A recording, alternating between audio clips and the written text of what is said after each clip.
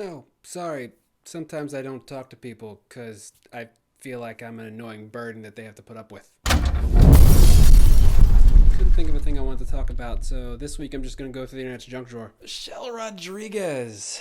Not junk herself, but her thoughts on casting people of color as superheroes that are traditionally white were pretty garbage and a bit short sighted. Think back and take note of all the people that get pissed off and feel like they're losing some important battle when traditionally white characters go from white to any other color in the rainbow. And then think of all the times they whitewash every other character. They cast Scarlett Johansson in Ghost in the Shell. They tried to make Akira with an all-white cast. Why exactly did they add James McAvoy's character to The Last King of Scotland? Or Exodus starring all white people? As for creating movies of heroes of color, yeah, they should. But you try to get Static Shock made into a big budget movie. But I also feel in the times we live in, the poor kid with no parents from Queens scraping by and struggling to pay the bills and taking care of his aunt because his uncle was killed by gun violence while trying to calm down a crazy situation might look more like Eric Garner's kid than... I honestly can't think of a poor white guy wrongly killed for doing the right thing who wasn't lionized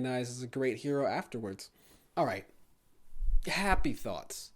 The Bugatti?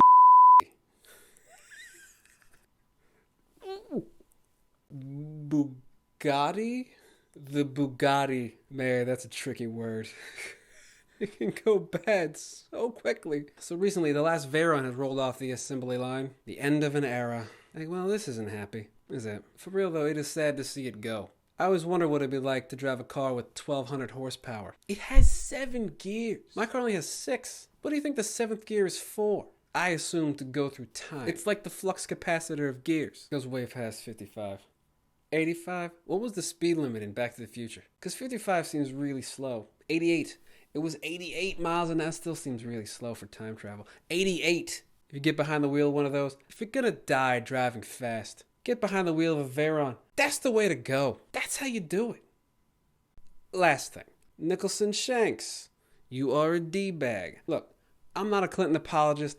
I'm not mad you put a shadow that was supposed to be Lewinsky. He did it, and you chose to put it in a painting. Okay, but you put it in the official portrait. You can't do that and tell anyone. You definitely can't tell the Daily News. The Disney animators that had that crowd from The Little Mermaid surrounded by a bunch of underwater penises, did they run to the news and tell everyone? No! You keep that secret.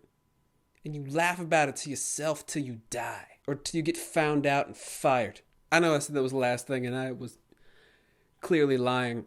Oh, hey, random internet thought. What do you think Rhianna and Leonardo DiCaprio talk about? Like, just on a date. I like to think they talk about trade tariffs and the path to citizenship.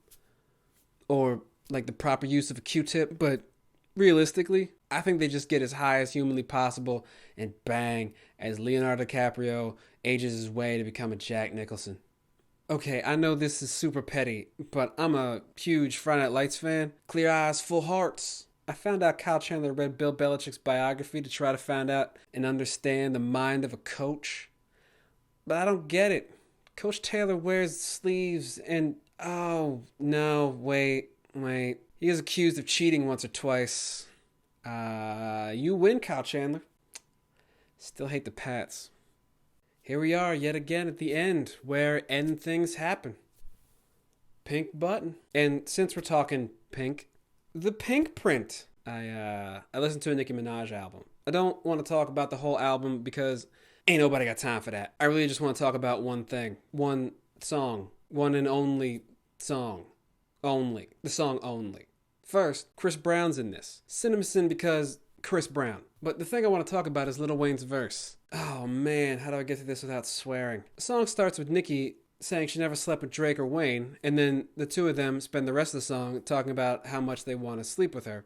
Okay, I guess. But in Wayne's verse, whoever hitting it ain't hitting it right. I want to be a fly on the wall when Nicki's man sits her down, listens to this song, and gets to this part, and then I assume just loses his ever-loving mind. She'll sit there and pull some Russell Simmons, telling him that he's the poet, the poet, and her man, Paramore. I don't know. Why don't we just give things names? What was Boyfriend? Such a bad... it doesn't matter. And her man is all, but it's your album. It's his verse, but it's your album. This raspy voiced Muppet's talking trash about me. And then she retorts with, well, you're not going to be around much longer anyway.